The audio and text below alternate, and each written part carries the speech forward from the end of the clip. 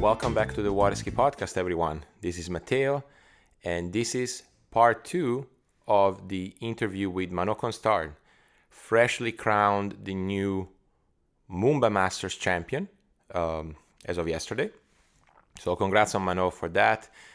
Manon, in the first part of the interview released last week, talks a lot about some challenges, that happens in the sport, like training, coaching, preparing for a tournament in March for people that live in the northern hemispheres.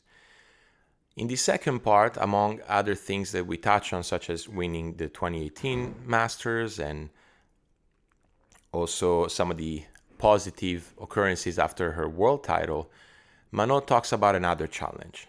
And this is a problem that faces the sport and faces any sport, really. It's not just about water skiing.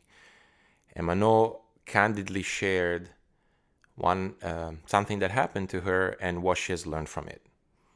I truly think she did it in the most candid and respectful way, and I'm humbled that she decided to use this podcast to share, I really think, a positive message.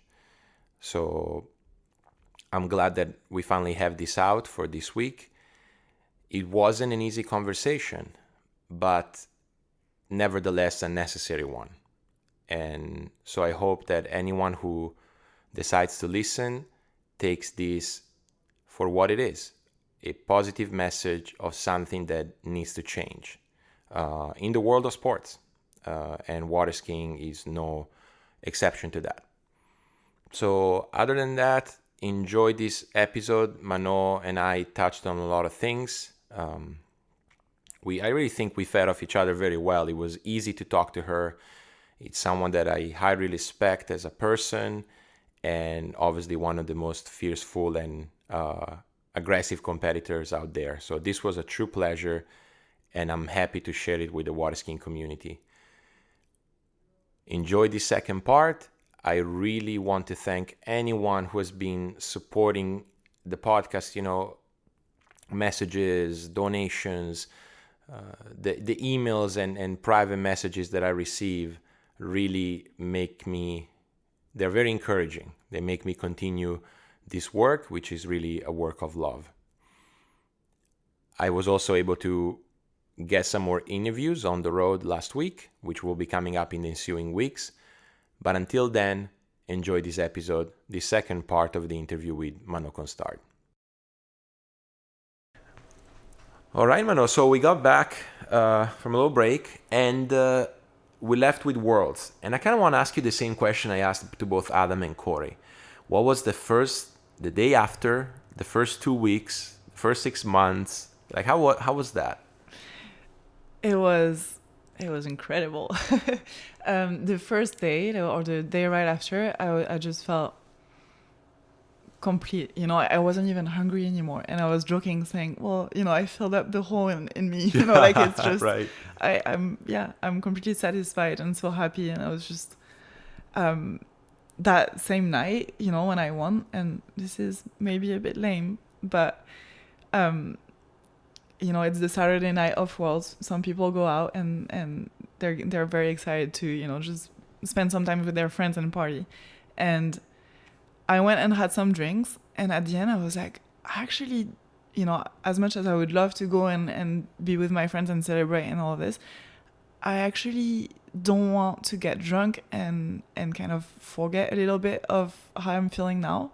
Like I need no alcohol or no celebration or no music or nothing. I think it's a feeling that I'm never gonna get again, or I'm sure I'll never get that exact same feeling. Mm-hmm. And I felt such on a little cloud and so happy and so complete, and I was like, I just want to enjoy this for what it is, and not have anything else, coming, to add like some other feelings or whatever. It was just enough, and it was amazing. So like, I think I'm just gonna enjoy this for tonight, thinking that we would celebrate everything on the Sunday night. And then the week after, I go home, and I start seeing the people with who I train so hard, and also my mom and my sister, and I start having people around me that are so genuinely happy for me. It helps me even more, like stay on that cloud and just be like, oh, this is so cool, and I can't believe this happened. And little by little, you actually realize a little bit more of what happened. Right. So yeah, the first 2 weeks were on the cloud. It's so cool. I celebrated after, not right that same day, but after I had some good nights out, and I had some friends that were getting married, and we had a good time there too. And it just like from then on, it just was a lot of cool moments. And my sister organizing little things for me, just really cool, really taking the time to enjoy it for 2 weeks. And then I had some tournaments again, so I had to get back in it. And I actually had nationals after Europeans and Worlds. I was like, well, I have to. How do I get motivated to do this now? Right. So it was a bit hard to get motivated to do the rest of the season. I had nationals, and then I had the Malibu Open, and you just want to enjoy. You're not 100% anymore. Right. So I was just very happy on the cloud. I'm super happy to share it with the people that cared so much, and it was incredible. I was back in Lacanau for a few weeks. It was so cool. Give us a moment, like something that happened back home, or some cool story that maybe not even skiing related, something that there is something really cool. I organized a little dinner with some friends over there back home, and so we had a really good time. It was fun. I was very happy anyways, and so we shared. It was cool. And then we've got some friends that ski on a big lake that we ski at. Yeah. He's probably 14 or 15. Super nice, super sweet. We spent a lot of time, with him and his sister in the summer. And he wrote me a song. And he sang it, and it was so cool. It was a song about me winning World. What? That's awesome. It was so sweet, and he, sang it in front of everyone, and everyone was, laughing, and it was just a great moment, and it's something that's gonna last. And I have the video of this song, and all of us, listening to him, and I thought it was so sweet of him. It was so cool. So that's a cool moment. That was a really cool thing that he did, and like. Proper song. It lasted for 3 minutes. Like all of the lyrics, like different, 3 parts, and it was so cool. Like recording no material. one had done that. Yeah, no one had done that for me before. So yeah, that was really cool. Really, really cool moment. Nice. Yeah, no, I mean, I can imagine like that. Those first 2 weeks, maybe even a month, if you didn't have Malibu Open and Nationals, you could have kept going, right? Yeah, I think you don't go down as long as you don't need to focus again and be like, okay, well, it doesn't matter now. You need to focus on this thing, and so you have to forget a bit about all of that. Right. So you go down. But yeah, if it was the last tournament of the year, I think I would have stayed up for a little while. Yeah. So then, Nationals, how did it go? It went well. It was fun. I won. Didn't ski amazing, but yeah, it was good. And then we had actually some night skiing at the end. And they organized a little, pro tournament with cash prize. Yeah. The French Open. No one else but French people came. Yeah. But it was really cool to ski by night. I hadn't done that in forever. And so that was fun. That was really fun. It was hard to get back into the motivation, but in the end, it was really cool. It was a good moment, and yeah, it was really fun. Nice, nice. And then Malibu, I just got back to the US. I skied really well. I ran it on the first round. Run it. I ran 10 on the first round. And Whitney and Regina did 2, I think. Well, actually, I did 5.5, and I didn't hold the slack. Yeah. So I didn't go at 10 to 5. And then Sam and Jamie skied amazing, which was really cool. I actually made me very happy, because I think that's something that is gonna make women's skiing more, like, even more exciting, and bring it to even more tournaments and pro tournaments. And they both, they were so consistent over that weekend, and it was really cool. It was just really cool. I didn't ski well enough to make it to the finals. Yeah. They skied amazing. I was disappointed, of course. You always are if you don't, ski as well. But at the same time, I was really excited to see that there is some, really, really good competition in the women's skiing, and I think it's really good news, just because I want for us to have more tournaments, and I want for people to get excited when they watch us ski, and I want, for the men's slalom right now, it's so incredible. If you do like a quarter of a buoy less, you can lose 3 spots or 4 or 5 spots. It's so close, and you get it so very, very interesting, and a lot of clubs are like, we want them to come and do the show at our place. It's really cool, and it's awesome to watch, and for me it's awesome to watch. So if women's skiing can be more like that, well, that's great. So I'm very excited for that. I think he speaks a lot. We've known each other for ages, and he speaks a lot about how you care about the sport too. And you've shown it over the years. You're our athlete rep in Europe. You've been heavily involved just beyond your own buoys,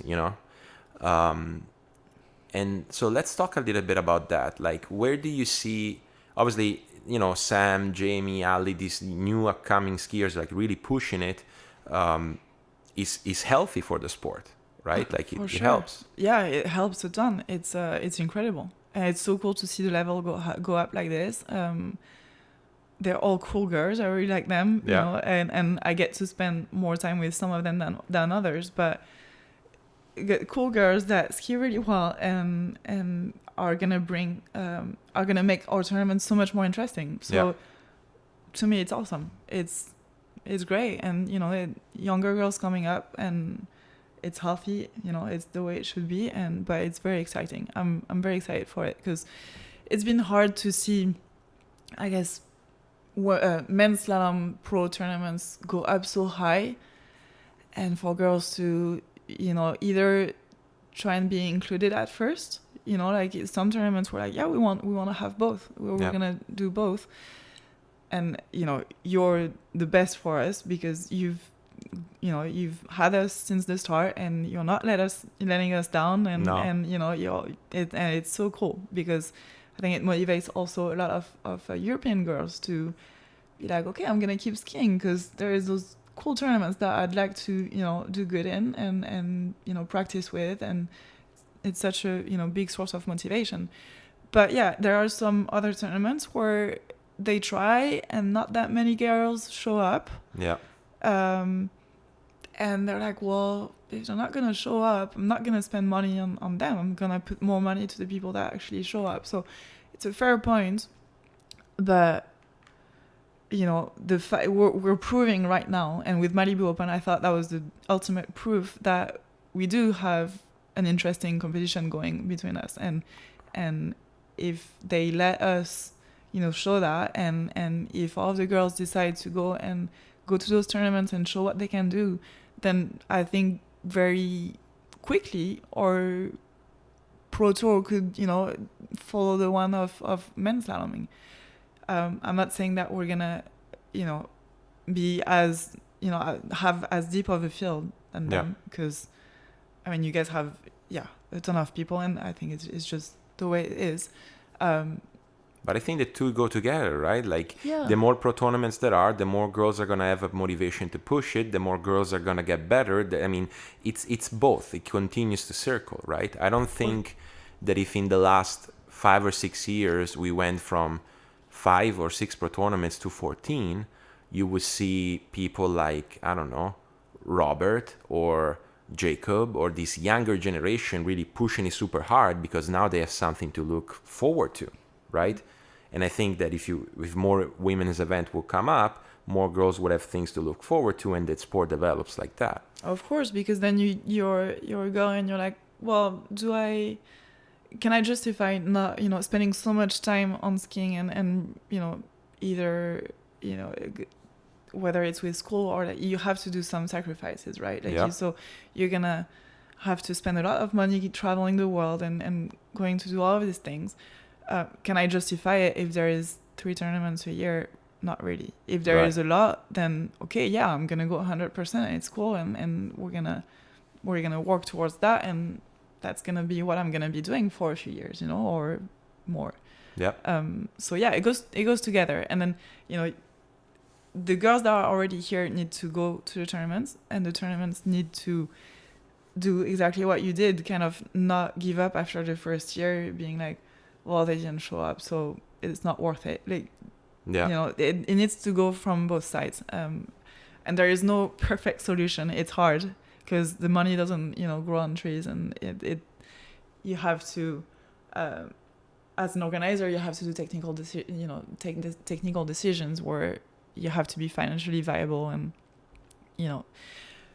but yeah, to me, what happened at Malibu Open was a big push and gave a lot of hope, I think, to me and probably to a lot of other people about women pro skiing. I think it's a good step forward, and yeah, it's exciting, and it's gonna push everyone, when you have such a tight field with girls pushing and being so close to running 10. It's motivating, it's fun, it's cool to watch, but it's also cool to ski against, for sure. You get more satisfaction if you do well, and if you place well, if there is a big competition. And I think even like if you give skiers opportunity to compete, they're going to compete. And I think our tournament this past summer showed it, because unfortunately you couldn't compete in because of your back. There were none of the names that we talked about that made it to the finals at Malibu Open, but all of a sudden you had like eight women skiers all at the same level, that 2-3 at 39, that I don't know if you watched, probably you were upset that you couldn't ski, but there were crashers, they were pushing for the next ball.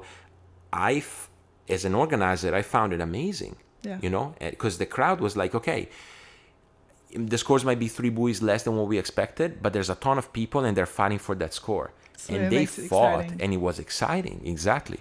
So me as an organizer, I'm like, oh, hell yeah, I'm going to do it again, right? Like I saw athletes that pushed it and fought it, you had someone like Sam winning her first pro event, and actually I didn't even know that qualified her for Masters. Like I didn't know that our tournament qualified for Masters if you won. That's awesome. So I think it's really a call that I've already done before, but like to other organizers who are on the fence, really put women's slalom in. It really adds a ton to the event. It does. It's very good to hear it from your opinion as an organizer, and to hear that you're saying the people that were watching it loved it and were excited about it. Then it's awesome. That's what we need. We need people to actually be interested in what we do, and for it to be exciting and close, and Yeah. And it takes, as you said, effort on both parts, because you remember the first 2 or 3 years, the field wasn't that big. And I remember emailing, I think I took the emails of the top 30 women in the world, and I said, listen, ladies, I'm going to keep doing this, but, come on. And sure enough, the support came through strong, so if you stick it in and you keep putting money up, skiers are going to show up, and it's going to add to the event. Yeah, that's for sure. Yeah, for sure. Well, that's what I had the opportunity for, a few years to be able to go to all of the tournaments, and I made a point to go and support all of them. And last year it was a bit different and I still showed up, but I couldn't ski, and my back was bad, and for your tournament. And then California I didn't go because we had our nationals and we had to go to our nationals. Yeah. So, but as much as I can, I'm gonna go and show up to every tournament, just because I want to tell them, we're here, we have a good field, we're motivated, and we're very happy that you're, putting the effort and putting some money for us. You know, it's super, we have to be thankful for it. So, yeah, so I think it's the way to go. Girls go to tournaments, and then the organizers, please, let us in. It's a cool show, and I think it goes together, as you say. It's nice to have, and also you bring another dimension to skiing. Okay, you look at the guys, and incredible competition, super powerful, crazy crashes, crazy performances, and things like that. So cool to watch. You watch girls, if you're let's say an amateur or a woman, or the wife of a skier, and you see girls doing it, first of all, okay, that shows you that you can do it. But also, technique wise, we're less strong, right? So we have to be a bit more careful about our technique, and there's other things that you can take from watching a girl ski. It's at 55, not at 58, and so there are some really interesting things that it can be taken from the people watching around. It's not just it's not just all less interesting than men. We have our other things to bring to the tournament. And the reason why you saw me scratching my head is that I was thinking, well, I don't know, a lot of these pre-women slalomers are stronger than me, so you always say, we're less strong. I don't know about that, but no, for sure it adds a completely different dimension. And I like what you said, because you're the wife of some skier, or you're a skier yourself, and you watch girls pushing it to really short line and doing great feats on the water. It motivates you to even go and try harder, and continue to ski. And I think it also motivates a lot of young girls, right? It motivates a lot of young skiers, which, I would say even at European nationals, for whatever reason, the numbers are never super equal. There's always a bit more boys than girls. So, if they get opportunities to see high performances from women often, then of course the inspiration, would come with. And I'm hopeful. I said it in a lot of occasions. I just see, and I want to take your take on that.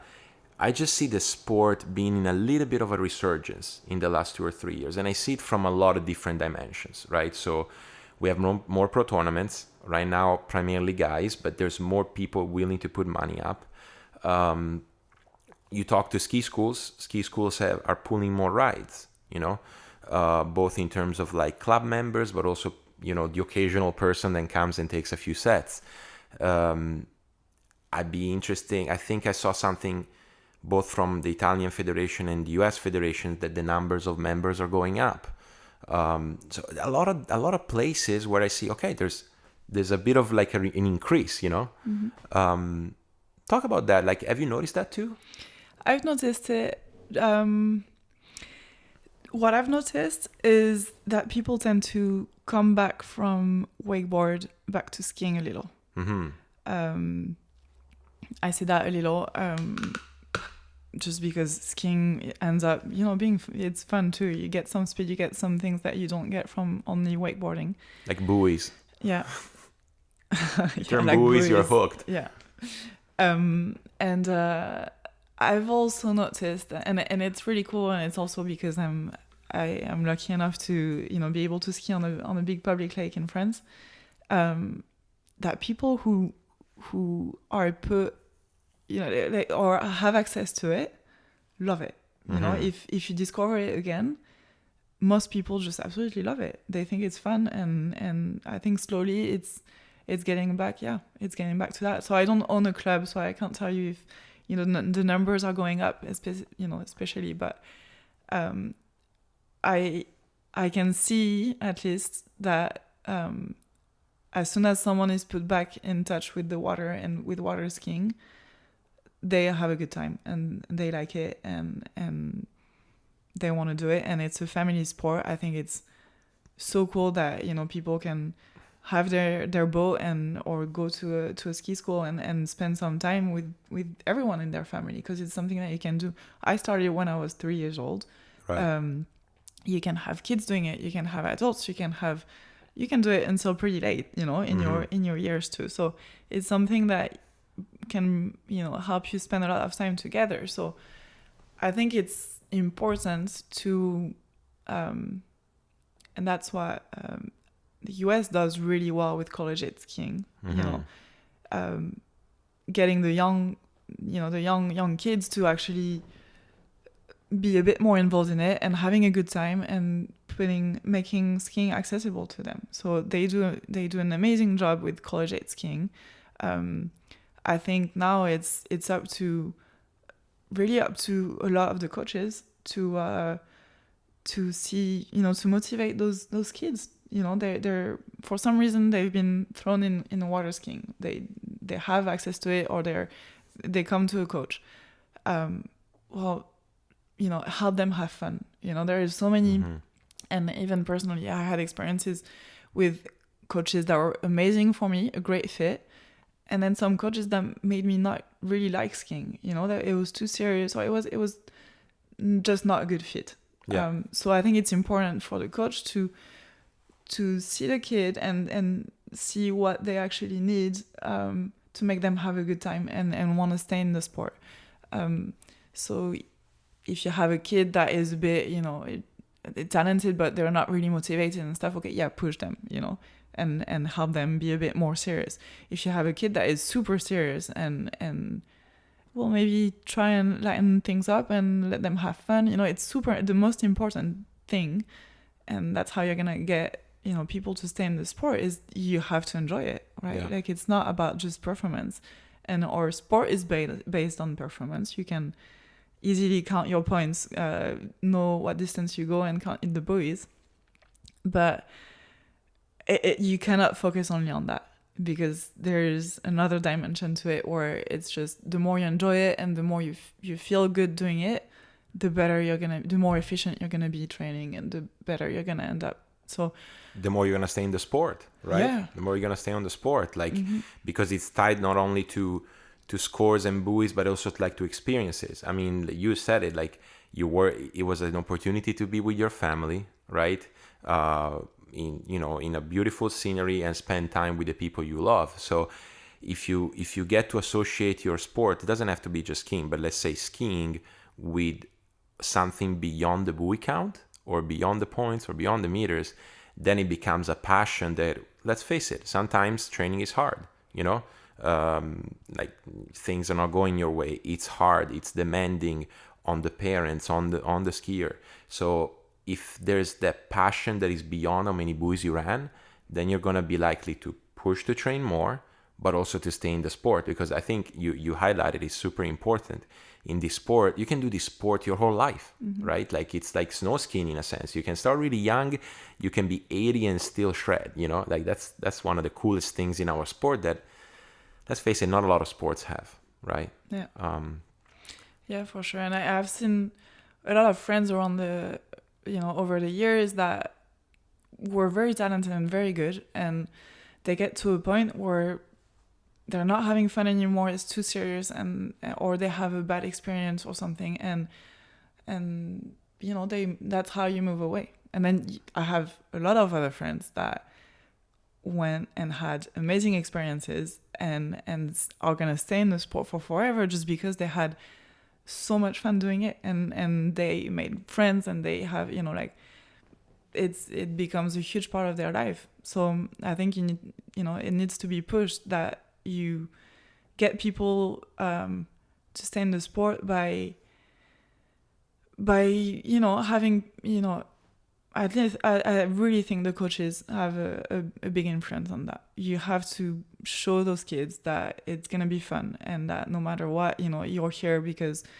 you're gonna have a community around you. You're gonna have people that are here and want the best for you, and yeah, just make them experience the very positive thing that a sport can bring. Yeah, and I think the early experiences, right? Like, because as you said, like when you're young, if you're fortunate, more often than not, you have a coach, you have parents that are sort of guiding you. I think the experiences when you're young skiing are super crucial, right? Mm-hmm. They're crucial into not only into performance, but also like into whether you're gonna stay in the sport or not, Yeah. right? Any experiences you want to share, like something that you know, like going back, kind of circling back to your youth and your skiing? Yeah, well,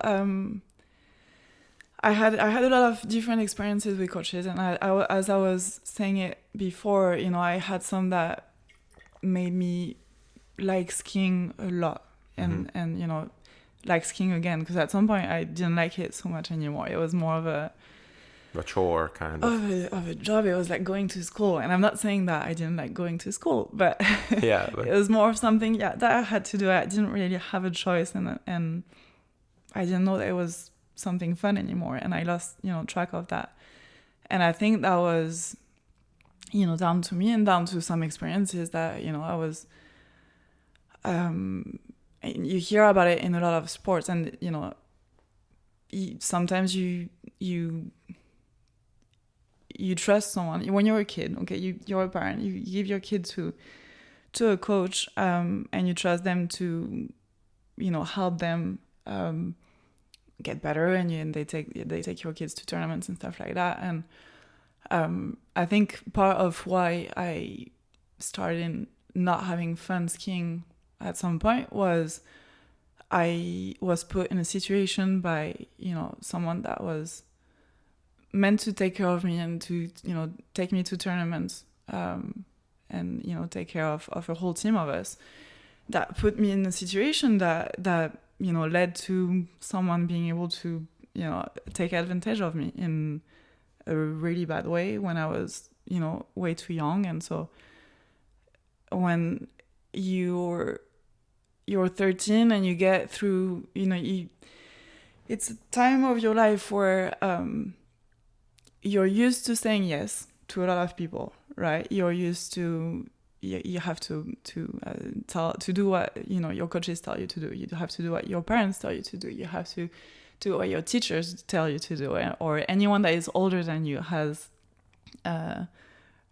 the overhand, you know, like you have to listen to people. But at the same time, you feel like, okay, I'm starting to be able to take some decision for myself. I'm starting to be independent and stuff like that. So you get put in a position, and you see it in a lot of sports,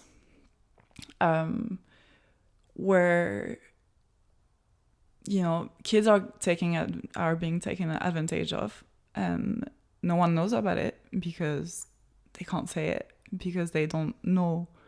Either they don't know, you know, exactly what happened. They don't understand it because they were manipulated in such a way that it could have been their fault. You know, they can think, okay, well, maybe that was my fault and I did that wrong.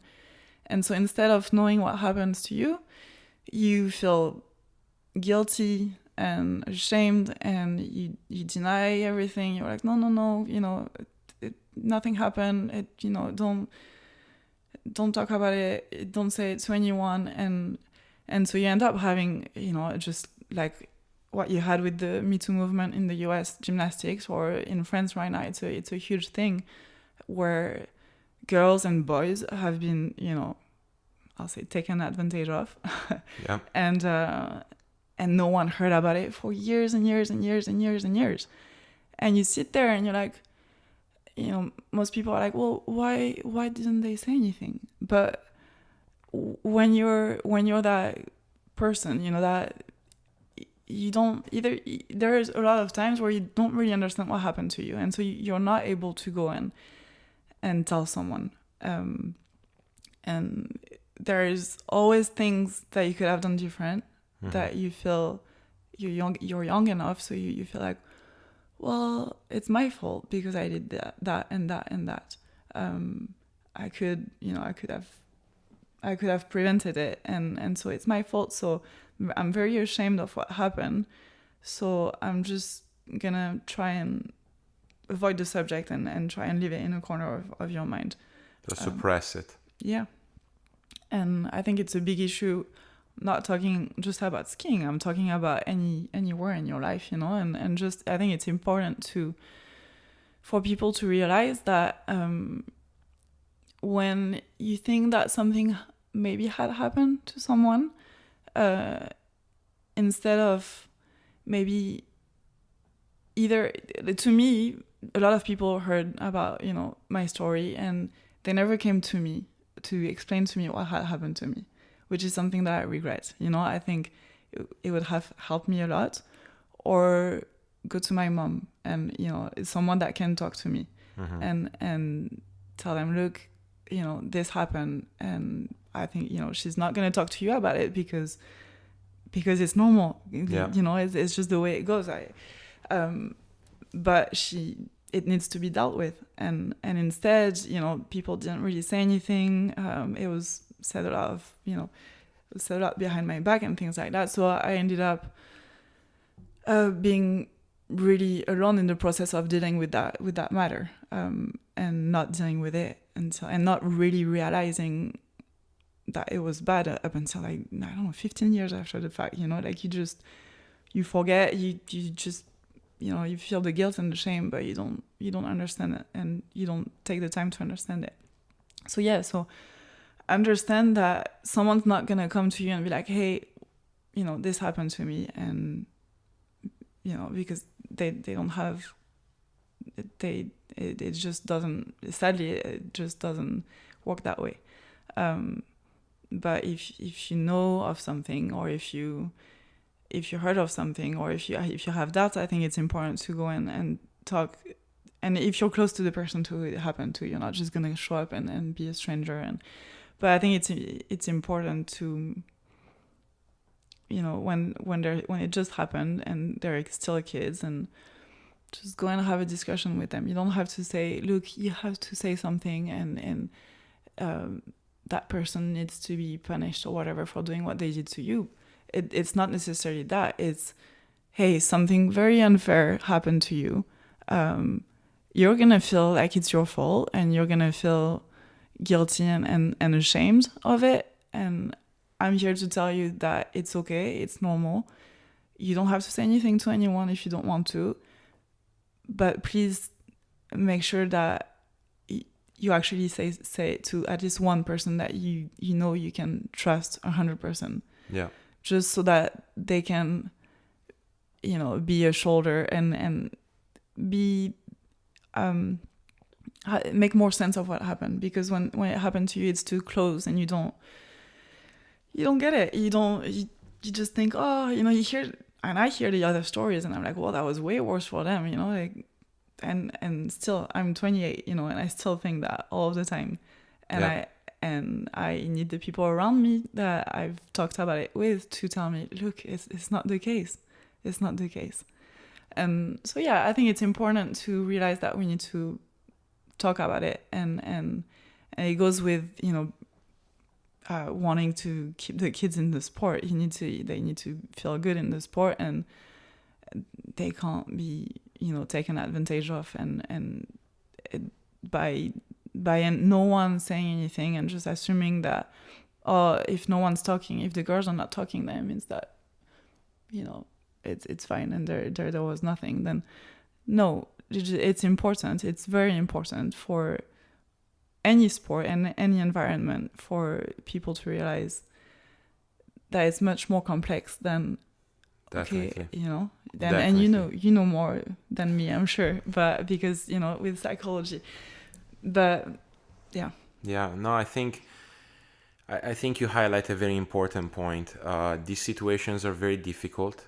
The lag of time that occurs between when, you know, an episode like one you might have experienced occurs, and when that comes to surface, it's because of that emotional response, right? The guilt and the shame being generally the two most common ones, coupled with a bit of fear also.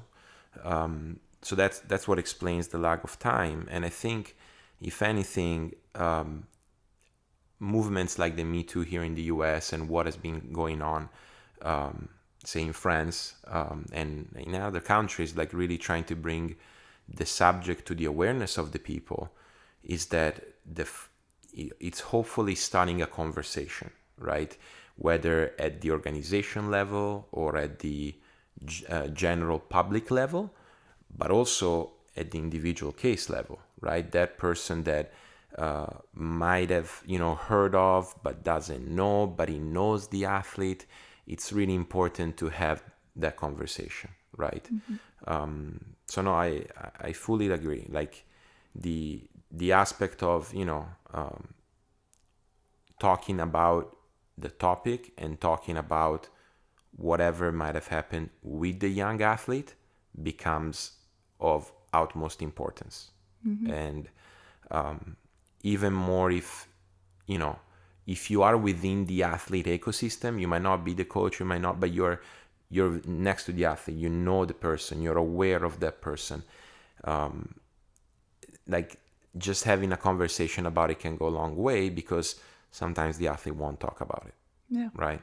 Yeah, and you could even have the conversation with the athlete and the athlete to not say that it happened, but you can still, just the fact that you say some things to them and make them, start thinking about it a little bit more and understand some things that even if they don't want to share it with you, you can still get to them by talking to them and hopefully making them feel like a bit better, a bit more understood, even though it's not an open conversation there, but they're still gonna hear, the conversation that they're, or the words that the other person has to them, and I think it's important. And yeah, it has to be. It's way more than just you need to speak about it because it needs to stop. Not like the first step is you need to speak about it to someone that you trust because you need to heal. So yeah. Yeah. Anything that you, I guess, learned that you want to share? Like, because obviously this was, it was a recent, the Me Too movement and recent discoveries about what happened in sports years ago, really. Not that it doesn't happen now or, but like this has been, shall we say, like a hot topic in recent years. Anything else that you've learned that you want to share? I don't know. I've learned a bit more. I've understood the importance to talk about it to someone. To me, I was in complete denial of what had happened for a long time, and I understand the importance of finding someone that is gonna be there to listen and to help me go through what happened or understand it, and that is the most powerful thing that you can do. Just having one conversation or a conversation with one person multiple times if you want to, but having one person that you can trust and that is gonna help you make peace with what happened, because you can't bury it in for forever. It affects you, and sometimes without even you knowing about it, and sometimes you know about it, sometimes you don't. Everyone has a different story and a different way to react to it. But no matter what it is, you have to have a person that is gonna help you understand it and help you just talk about it and not letting eat you from within because you keep it for yourself and I think like the role of social support is huge, right? Certainly for situations like this, but in general it's nice to have that system of people that are close to you and that you trust, even for, let's say, lighter topics such as you're preparing for an event or your motivation is going down, like you're not really feeling like training. Having that support system around you, right? It could be coaching, people at the lake, friends, or certainly family, like people around you that you can go to becomes a crucial part of any athlete's experience, right? For important things like the one we just discussed, and for things like having a shoulder to which you lay on when you're trying to prepare and when you're trying to get ready, when you're trying to train and things like that. So why don't we give some shout outs? Obviously it sounds to me like you've had a strong social support system in your skiing career. Yeah. Anyone that you want to bring up that you want to thank? Well, there's a lot of people that I want to thank. Well, yeah, first of all, like obviously my mom, because she's been there the whole way, and she, I just recently told her what had happened so I was 13 when that happened, and yeah, she's been amazing with it, and she was amazing before, and it was definitely something that she didn't know because I wasn't able to say it, and there was no way of her to know. But so to her, and then I had amazing people, and it's not staying on that. It's not just about that subject. It's just people that were there and that had my best interest in mind, and I had coaches like that, and it was great. It was great. Yeah. Yeah. Mm-hmm. Yeah, but maybe just even beyond this topic, like someone that you want to thank for how good they've been in your career, like. Yeah. Yeah, for sure. Well, I had, I had a few coaches that really, really influenced me, and in a really good way. And the first one was my first coach. He passed away. He's Jean-Michel Co, and he was great to me. And I had also another one. He passed away as well, but Claude Maluski. He was great to me. And then I went to Damien Acker, that made me love skiing, and he was so good at just making me have a good time, and it was a really it pushed me from being okay skier to really wanting to do better and better and better, and understanding what I'm doing, and having fun and loving it. So he definitely had a huge influence on me. And then Fredi helped me a ton with slalom skiing. So, he's helped me understand, do the transition of not being coached but having a training partner. And since then it's been so cool because we're here, and we have Chris Parrish coming over every other day and skiing with us. We have a ton of people just stopping by, and you do too. And even yesterday we had a set, and it's so fun to just be able to discuss on that. And he helped me a lot through the transition of learning what it is to have a training partner more than a coach. So that was cool. Yeah, it's a big transition. Mm-hmm. Did it get you, because one of the things, and I'm good friends with both of you, and one of the things about Fredi is that he's clearly one of the best skiers in the world. The argument could be made of all time already, and he's still active, but he's first and foremost a fan of the sport. Yeah. Like he geeks out about slalom, like he loves it. Oh yeah. And did you feel that too now? Are you like a bit of a slalom geek as well, or?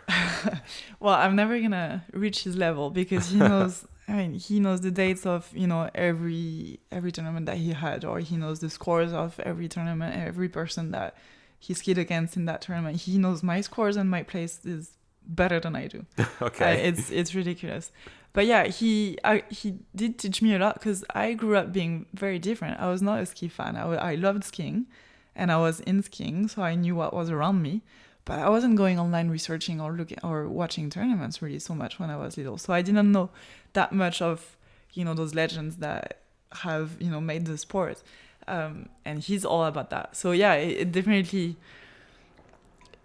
we're very different in that way. Where I was just doing it because I loved it, and he loved just checking and seeing everyone, watching people ski nonstop. Yeah.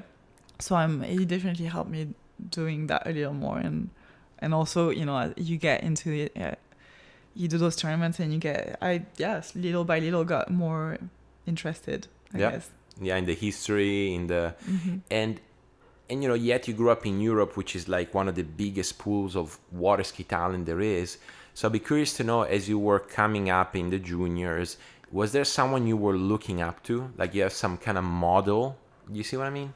Yeah, well, every time, in the French teams, I was always, I started by always being kind of the youngest one. Mm-hmm.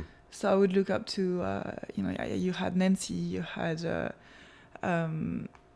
Marion and Eno, we were kind of the same age, and we started at the same time, but we pushed each other, and so it was more the people that I would, see a lot and train with that would help me, like be motivated and that I would look up to, more than people that I didn't know and that were doing great scores in tournaments. But I didn't have them, in front of me, so it was harder for me to relate. I was more, looking at the people that were maybe a few years older or 10 years older, but and then there was Clem and Marion, and it was cool. And Marion actually helped me a lot when I first moved here. It was cool to ski with her, and same, like just starting to like skiing again. I can see that, especially for you, given that you grew up in France, and France is a humongous pool of amazing skiers. So you didn't have to look far, like you didn't have to have the poster of Christy Overton in the bedroom to be inspired. Like you had, all these great skiers that you would see at tournaments. So the inspiration was immediate, right? Yeah, for sure. That's cool. Yeah. And at first in tricks, I was training with Alex Poto too. Yeah. And that was, we started skiing, tricking and training together, and did that for a lot of years, and we were both tricking. And at first, we were kind of trying to learn the same tricks at the same times, and then he went way above. It took off, huh? But yeah, it was cool. It was more the people that I could relate to and have a connection with, and that were around me. I think it's funny. I think if I had to place myself, I think I'm probably in between. Like I obviously geek out like crazy about skiing, otherwise I wouldn't be doing a podcast. But also, like in Italy, men's slalom is big, so obviously I had a lot of people like that I would see every other weekend that were a bit older than me, and they were running amazing buoys. So the inspiration was also like every weekend in the summer, and now obviously you are now that kind of inspiration for a younger generation, right? Because I think we spoke about Worlds in the first part, but not that we forgot, but we didn't touch on Masters. You won Masters. Yeah, I won Masters the year before. Yeah. 2018, right? Yeah. Talk about that. It was awesome. Like compared to Worlds, it was a very very different thing that Worlds, because I actually came out of my set at Masters and I wasn't last off the dock, and I was a bit upset. I didn't ski. I was upset with high skid. The year before, for example, I had, in terms of scores, I had done a lot better. So I was like, oh, here we go, again. Like I messed up, and it ended up, being the opposite. So it was more of a surprise. It was less of a, okay, I'm 100% on it. I've worked so hard, and it has to happen. And it was more of a, oh wow, okay, I didn't do that great, and all of a sudden, oh no, actually, it's quite good, and it was amazing. It's so cool because Masters, it's Masters. It's such a big tournament for all of us, and they give you your ring at the end and stuff. Like you have your red bib for the year after and stuff. It was a cool thing. It's definitely one of the biggest tournaments to win. So amazing feelings. But yeah, I guess what was missing was that I didn't feel like I had skied how I should have skied. So it's hard to be really proud of it. And actually, Brooke had skied amazing. She missed her gate at 39. But if she hadn't, she would have won, because she did, I think, 3 or 4. Oh, wow. And she skied amazing. And so, it was great. But compared to Worlds, it was not the same feeling at all.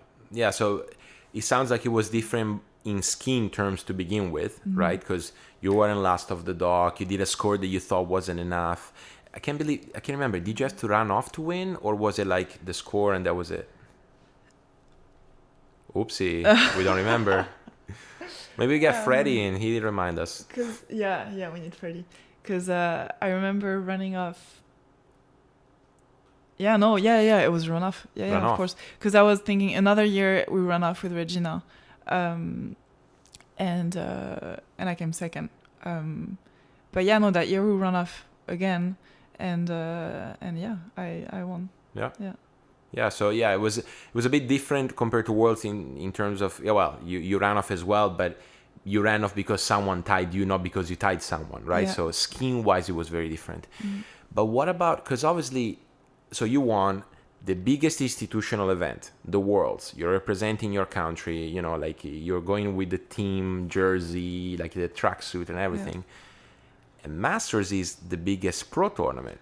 Yeah. And there you're representing you, your sponsors, like you're, I don't want to say alone, but kind of, you know, like it's gotta be feeling a bit different too, no? Oh yeah, for sure. And what was cool about Masters is that I had just signed with Call Me. Ah, there you go. And so it was a pretty big deal, you know, like, and actually the same week of Masters we had done a photo shoot, because I had signed like really not long before. So we did a photo shoot, and I remember Krista, you know, telling me, hey, we want you to win Masters or something like that. She said it. I was like, well, okay, yeah, I'd love to do that too. Yeah. But, you know, I was like, okay. Exactly. And it actually happened. It was so cool. And I was very happy because it worked out great for the ski. And it was good, you know, a good way to start a relationship with the sponsor like that. Yeah, you know? for sure. So that was really cool. But yeah, for sure, it's a very different setup, right? You go to a pro tournament and yeah, you're by yourself. You ski and you do your thing. Worlds, it's very different. You come, there is 10 other people in the team with you, and you've got like your team captains, and you have your doctors, and it's so much support around you. Yeah. It's in a way it's more professional than the pro tournaments, just because for us we have people around us to, you know, help us during, you know, getting ready for the tournament. And but yeah, no, it's both of them were so cool, and Masters is a huge one because it's so hard to ski there. It's so stressful. It's you know, everyone is just on highest level that you can find. It's yeah. Do you feel that, because I mean you skied a few Masters, do you still feel that prestige that comes with it, like when you show up to Robin Lake, you know what I mean? Oh yeah, for sure. I mean, you've got it's a very special tournament, you know. You don't have another one like this. You show up, it's always the same lake. I remember going there when I was junior, and every time I show back up, I you know, the emotions that I had when I was a junior and the emotions that I had ever since, you know, at that lake, they you know, they come back up, and it's cool. It's such a cool place, you know. You have so much pressure. It's so well organized too, because they do such a good job, you know. It's quick and it's run to perfection, and it's exclusive, you know, like not exclusive. Everyone gets to go, you know. Yeah, for sure. And so when you go, you always have that little excitement and a lot of stress, because it's Masters, you know. It's hard to describe. It's just very different from any other pro tournament. It is, you know, the US Masters, Callaway Garden, Robin Lake. You know, you're there, you know. It doesn't matter how many years you've been there. You have that same feeling before, like the first round, like they cut, you know, top 4 for the finals. Yeah, exactly. It's huge. It's so hard, and it's early in the season. It's a lot of different feelings that when you show up there. Yeah, no, for sure. Yeah, I mean, and it's one of those things that I've always recommended people to go to. Like, I live in Tallahassee, and Tallahassee to Callaway is like 3 hours maybe. So I've always suggested to people, even if they're not skiers, but they like watching skiing, you know, they come at the lake, like that's such a good event to go to. You know, it's the best in the world, all jammed in a day, you know. You see everything. You see everything. Yeah, slalom, jump, tricks, wakeboard, you know, it's so cool. I really like it. It's hard for the skiers because, you know, there's not many people. There is no room for messing up. Yeah. But it's a really cool thing to be part of, and it's a really cool time to, you know, it's probably one of the only tournaments where as a skier you can watch everything else. Mm-hmm. And watch a bit of everything, and the good, it's not like you're gonna have 3 hours of jump and you're gonna be like, well, can't watch that, I need to go and rest. You have everything is short enough that you can see everything that you want and still be focused on your skiing and not hurt your chances to do good. Yeah, no, for sure. And I think maybe even given how you said your upbringing was more like not really having the idols in front of you, but like a lot of, like immediate motivation, immediate examples to relate to. I'm sure that when you got to Masters the first time as a junior, you would have been starstruck, no? Yeah, for sure. That changed a lot. Then, I had never heard of Masters 2 years before going there as a junior. I was that, out of the loop. Yeah, that bad. Very shameful. But then you show up there and you're like, oh, wow, okay, there is a completely different world that I had no clue about. Yeah. And this is so cool.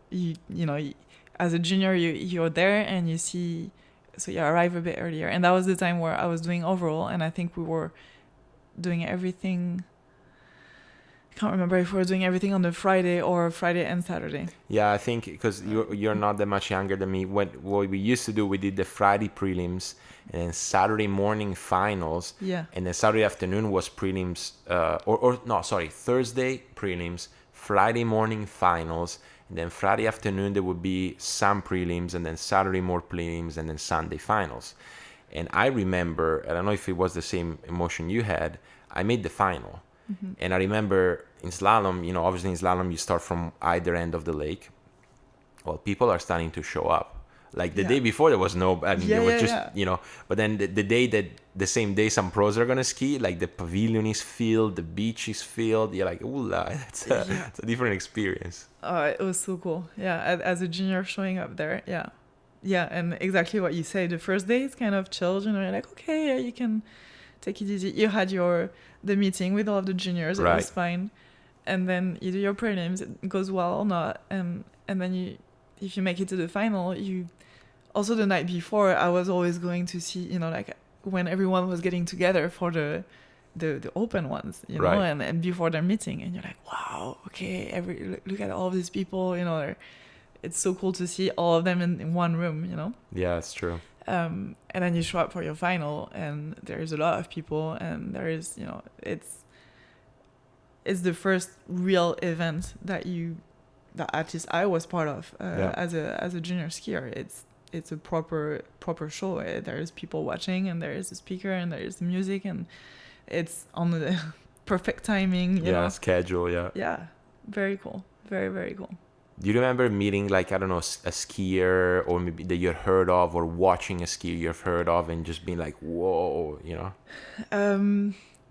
Well, I was more, I would relate more to the people that I already knew. Okay. So, there was Anais. I remember her, going and slaloming there, and I thought it was so cool to, because I knew her, and so I could hang out with her and be part of, see the other guys, and then everyone that was impressive and such cool skiers and that you never get to see. Mm-hmm. So it was more through the people that I knew. I would just, like, oh, this is very, very cool. That's very, cool. Very cool. Yeah. Nice. So, well, and I mean, you've been there a few times now. You're obviously qualified again for this year. Let's talk a bit about 2020. How's the season looking?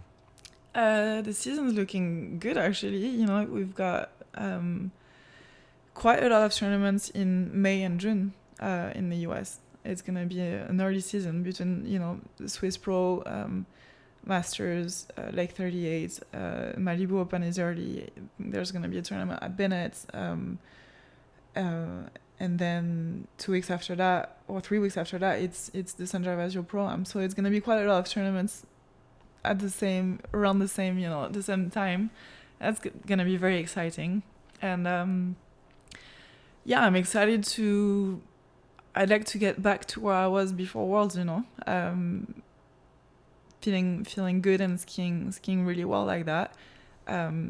and having the chance to do it in a tournament where the water is flat, you know, and to see Right. where it can go and what I can do when I feel, you know, strong and feeling, you know, like I can ski really well. See if I can apply that to tournaments this year. Yeah. And see if I can step it up a little bit again, you know, like keep improving with my performances and see where it can lead. We said over this episode how like high level performance is not just one factor, right? It's a lot of factors. And I'd be curious to hear if you want to share what is one of those factors that you feel that if you were just to improve there, you know, like then your skiing will keep increasing. Is it more technical? Is it physical? Is it mental, nutrition? Anything that you've been sort of narrow it down and go, yeah, probably that's the factor that needs a bit of work. Yeah, I think on all of them, honestly. Mm-hmm. I can find little things. Technically, definitely. I'm working on some technical points that I'm hoping are gonna make me more consistent and have better starts in my runs and not running my passes starting from 2. Right. Okay. You know, having a bit of a rough one, and so yeah, I'm you know, working on that technically, and then the rest is just gonna be a matter of, okay, can I recreate the connection I had between all of these factors that I had, you know, right before Worlds? Can I do that at other tournaments? And can I keep my motivation in you know, working out and even if my back is not unhealthy, you know, can I keep, you know, being so motivated and yeah, have that same set of variables that are working well together for the rest of the tournaments. And you know, I hope it was not just a one-time thing, you know what I mean? No, of like, course. When you feel like everything works out together, you're like, okay, well, now can I recreate that? And I think you bring up a good point. Like, sometimes it's not even just like the need to improve on one, but more so like, can I keep all of them at a high level? You know, because it's so many. You know, maybe you're working out like mad and you're super strong and super fit, but then maybe you're overusing the strength at the expense of technique, right? Yeah. Or maybe you're eating super healthy, you know, like you're fueling your body the way it needs to be fueled, but then you don't maybe use it in a way at the gym that makes you stronger. You know, like it's so hard to keep that whole pie balanced, you know? Of course, and even if you do everything, if you think that you're doing everything perfectly, you might just be exhausted because there is so much to do. Rest. You know, and yeah, it's hard to find that balance. So yeah, I hope I'll get back to there, and I think that's gonna be my main goal for this year. Like trying to feel like I can manage this, and it was not just a bit of a one-time thing where it all worked out great, but can't replicate it. Yeah. Well, listen. As a water ski fan and as a good friend of yours, I can't wait to see it being replicated, you know? Can't wait. Thank you. That's nice. That's really nice. Yeah, no, of course. This was a true pleasure. I'm glad we got to sit down and do this. Anything we didn't say? Any shout-outs? Anything you want to... No, I think we've gone over quite a lot of points, you know? Yeah, for sure. It was really cool. So yeah, no, I think I've said everything I had to say. Fantastic. Well, thank you for doing so, really. And thank you for being part of the episode. I guess the one shout out is, you know, to you, because it's really cool to be here, but it's also really cool that you spend so much time and dedicated to promoting the sport and to helping us tell stories and to helping people understand you know, like some big names in skiing better, or even, you know, some other people, you know, like, you know, what you do with the podcast, I think is really cool. And that's how, you know, between your tournament and the podcast, and you're doing a lot of good things for skiing. So definitely thank you for that. And I'm excited that you let me be part of it. Well, I was stoked that you were part with this. Thanks a lot. Thank you. Boom. Cool. Done it. Yes. What do you think? I think it went very well.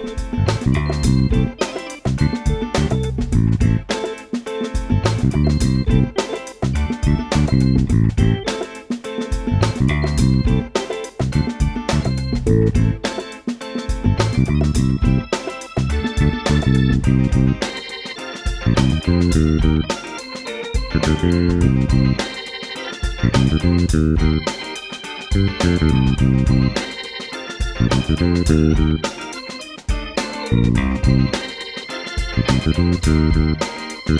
you.